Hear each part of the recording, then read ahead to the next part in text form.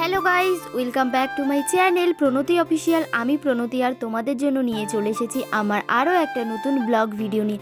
তো তোমরা ভিডিওটা স্কিপ না করে পুরো শেষ অবধি দেখো, আশা করি তোমাদের ভিডিওটা ভালো লাগবে। তো দেখো, এখন কিন্তু আমি রেডি হয়ে গেছি আর আজকে কিন্তু আমি একটা জায়গায় যাচ্ছি। কোথায় যাচ্ছি সেটা তোমাদেরকে এখন বলছি না, তোমরা পুরো ভিডিওটা দেখো তাহলেই তোমরা বুঝতে পারবে। তো চলো আগে বেরোই। তো দেখো, সবার প্রথমে কিন্তু আমি চলে এসেছিলাম রিয়াদের বাড়িতে রিয়াকে নিতে, যেহেতু আমি একা যাব না, আমার সাথে রিয়াও যাবে, কারণ ওখানে রিয়ারও ইনভাইট আছে আর আমারও ইনভাইট আছে। যখন আমরা জানতে পারলাম যে আমাদের দুজনেরই ইনভাইট আছে, তো রিয়া বলল তুই আমাদের বাড়ি চলে আসিস, একেবারে তুই আর আমি একসাথেই যাব।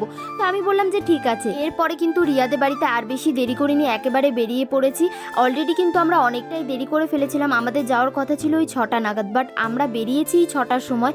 আর আমরা কিন্তু ওখানে যাওয়ার আগে সবার প্রথমে চলে এসেছিলাম বাজারে, আর আজকে এসে দেখলাম যে অনেকটাই ফাঁকা আছে। তারপরে কিন্তু আমার মনে পড়লো আজকে তো সোমবার, আর আমাদের কিন্তু সোমবারে এই বেনাচিটিটা অনেকটাই ফাঁকা থাকে অন্য দিনের তুলনায়। তো চলো তোমাদেরকে বলি যে আমরা বাজারে এলাম কেন।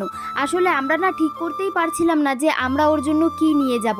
তারপরে রিয়া আর আমি মিলে ডিসাইড করলাম যে চল একটা ফুলের বুকে নিয়ে যাই। তাই কিন্তু আমরা চলে এসেছিলাম ফুলের দোকানে, বাট আমরা ফুলের দোকানে এসেও কিন্তু ডিসাইড করতে পারছিলাম না যে কোন ফুলের বুকেটা নেব। তারপরে দাদাই আমাদেরকে বলল যে এই বুকেটা নিয়ে যায়, এটা খুব ভালো হবে। তারপরে বললাম ঠিক আছে চলো, তোমার কথাই শুনি। তারপরেই দেখো আমরা কিন্তু ফুলের বুকেটা নিয়ে নিয়েছি। আর এই ফুলের দোকানের দাদাটা আবার আমাকে বলছে যে তুই তো আবার ভিডিও বানাস। আমি বললাম হ্যাঁ হ্যাঁ, ওই ভিডিওটাই এখন বানানো হচ্ছে। তো চলো, ফুলের বুকে নেওয়া হয়ে গেছে, এরপরে কিন্তু আমরা বেরোবো। আর এখানে আমি বললাম যে দে তোর ভিডিও আমি বানিয়ে দিই, বাট রিয়া তো কিছুতেই ফোনটা দিল না, ও নিজেই দেখো নিজের ভিডিওটা বানালো। তো সেটাই আমি আবার তোমাদের সাথে শেয়ার করলাম।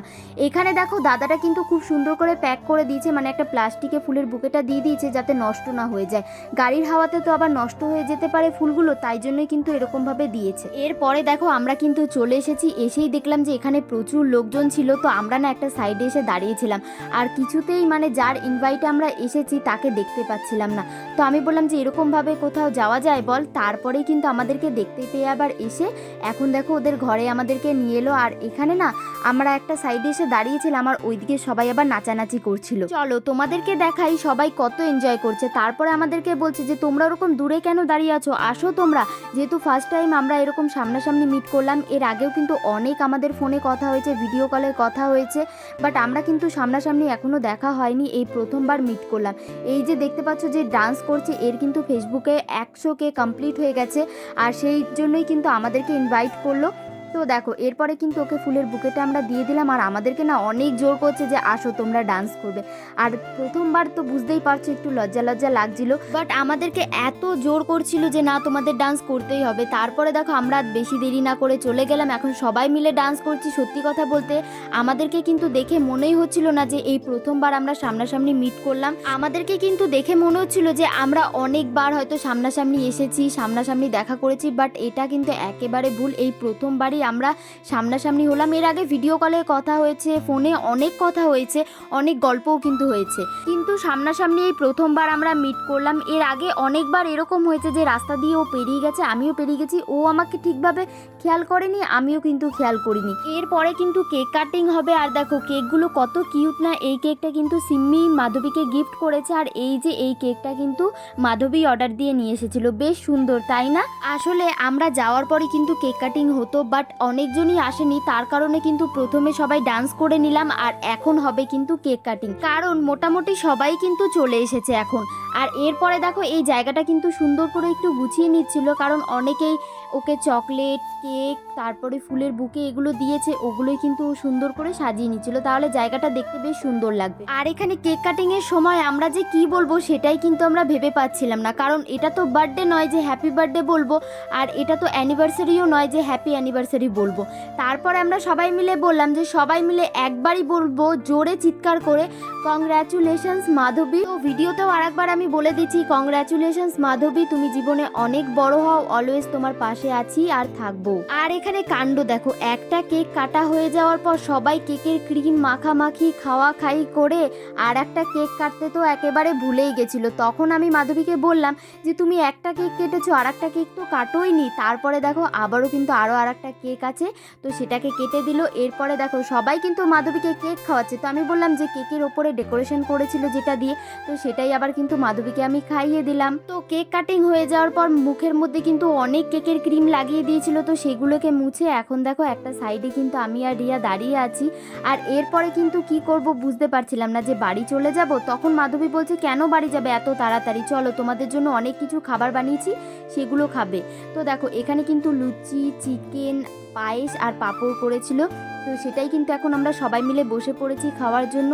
আর মাধবী এখানে কি কি বলছিল আমার ঠিক মনে নেই, বাট একটা কথা অনেকবার ধরে বলছিল যে কেউ কিন্তু লজ্জা করে খাবে না, যার যেটা লাগবে সেটা কিন্তু চেয়ে খাবে। আমরা বললাম আমরা কেন লজ্জা করে খাবো, তুমিও আমাদের সাথে খেতে বসো। তারপরে কিন্তু মাধবীও আমাদের সাথে খেতে বসে পড়েছে। আমাদের খাওয়া দাওয়া হয়ে যাওয়ার পর এখানে কিন্তু আমরা একটা মিটিং করছিলাম। কি মিটিং চলো তোমাদেরকে একটু বলে দিই। আমরা না সামনে একটা পিকনিক করব ভাবছি, তো সেই পিকনিকের কিন্তু প্ল্যানিং আমরা এখানে করছিলাম, বাট কত তারিখে করব আর কোথায় করব সেটাই কিন্তু আমরা এখানে বসে প্ল্যানিং করছিলাম। চলো সেই সব কথা তো তোমাদেরকে অবশ্যই বলবো। এরপরে দেখো খাওয়া দাওয়ার পরে মাধবী বলছে যে চলো এরপরে সবাই একবার লাস্টে অনেক এনজয় করে নিই, তারপরে যে যার বাড়িতে যাবে। এখন কিন্তু আমি কাউকে বাড়ি যেতে দেব না।